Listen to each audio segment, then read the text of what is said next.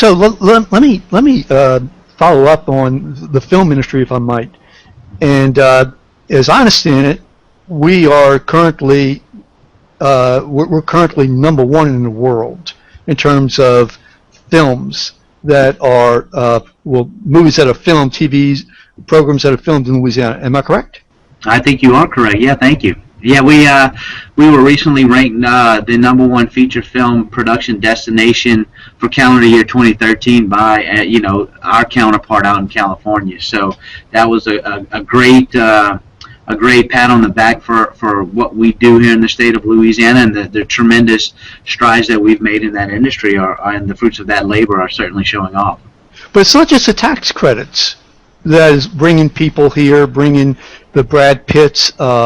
And I can go on with some of the other actors and actresses in studios. Mm-hmm. It's not just the incentives, is it? Well, the incentives are an important piece. I mean, to not recognize that's just the way the film industry has evolved into where they make decisions based on fiscal matters for them.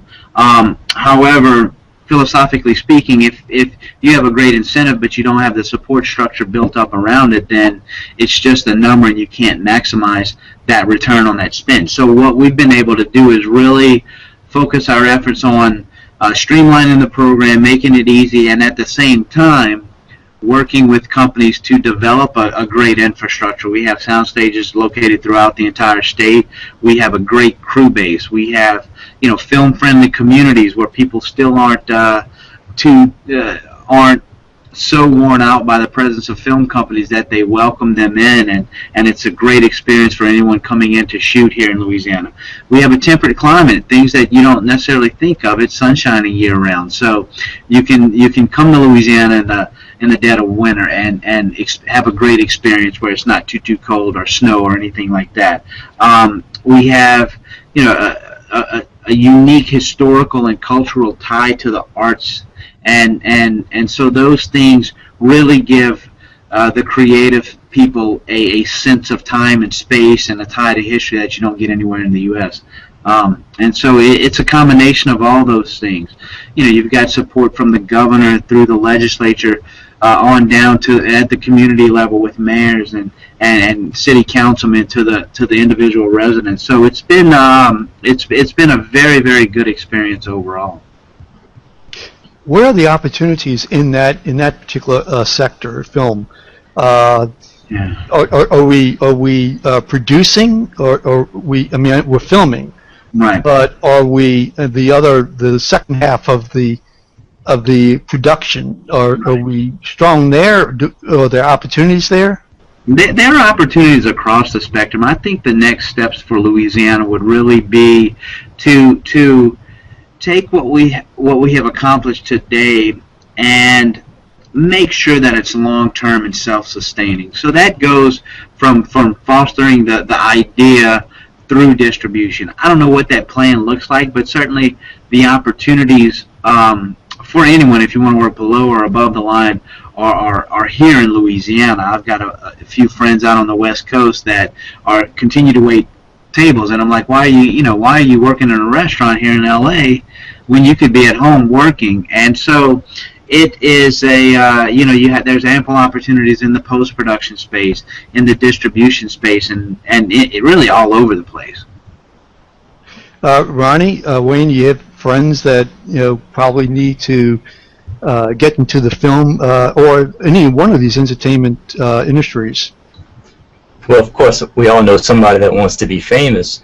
But what I'm thinking more of at the time is how these hangouts could actually benefit what you're trying to do with the state. Just to constantly have some interaction and keep people informed. Mm-hmm. I think Ron, you can chime in more on this. I mean, basically, we have marketing like never before. It's at our fingertips. Everybody has a phone. And, I just think it'd be awesome if we can just get, somebody shooting on the corner, all of a sudden go live and just have a few questions. And you would have that constant marketing, and it would drum up, those sorts of wants. Because I know just living in New Orleans, I've lived in New Orleans several times. I'm sure I'll be back. Every now and then, like the last one I stumbled across was The Butler. That was filmed not too long ago. It just happened to be around the corner from my apartment. I had no clue. and that sort of thing, just to be able to pop up on site, or even to be able to get with, no longer do you have to spend tons of money on advertisement. You just go on Google. And like I said, I think Ronnie can probably even elaborate a lot more with that, because he's talking with a lot of the David Amberlins and things that are actually leading this cutting edge field. And I'll hand it to Ronnie. Okay.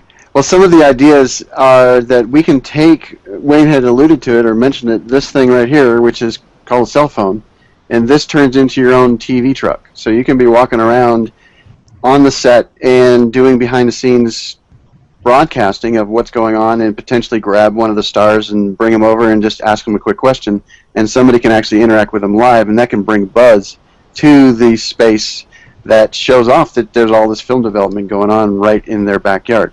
And so it's a quick, easy way, inexpensive, because these tools are basically free, to just go around and basically be the voice that's talking about this particular industry. Of course, you have to deal with the legal aspect of it. Is it okay to do a broadcast from the set? And so that's something that you'd have to wrangle through. But the idea of the space being so much easier to get into, and this visibility, and these tools that are just flying at us, they're just coming one right after the other, to allow us to broadcast that is pretty incredible. And can I interject one more thing? Is I saw George Tsoukalos the other day, right before they did, he does an Ancient Aliens show, they had a live event where people could ask him questions.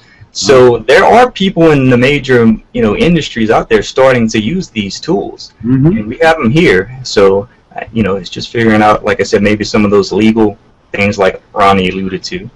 But yeah, I've certainly been in several meetings with studio execs, and been at panels and functions like South by Southwest, et cetera, where the studios in particular have set up social media divisions to do just these sorts of things to get the word out. I mean, now you have what's called second screen, right? So you've got people that are watching a program on television and interacting via Twitter or another social media platform. So those things are certainly always something that I think people are looking at, and the idea makes good sense, because the one thing that you're trying to attract, whether you're producing a film or making a record or creating a video game, is an audience, right? So the more buzz that you can build, just take for example comic book movies. I mean, at one time there was maybe one or two comic book movies every 2 or 3 years, right?